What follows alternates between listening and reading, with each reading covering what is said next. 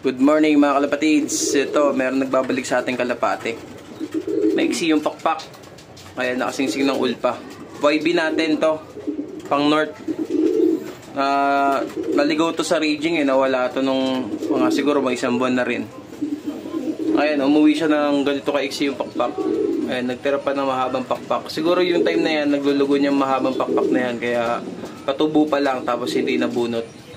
Tignan naman yung pakpak niya, no? Buti na nakabalik pa sa atin. Ayan.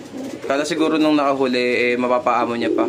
Kaso, rumuronda na talaga sa atin tong kalapati na to. Kaya mahirap na talaga paamuhin. Ayan siya. Ayan, pwede pa natin to isabak sa norte. Kasabay na itong mga naka-ready nating pang north. Ito yung kapatid niyan. Ayan, yan yung nest mate niya mismo. Ang kalapati na yan. Ayan.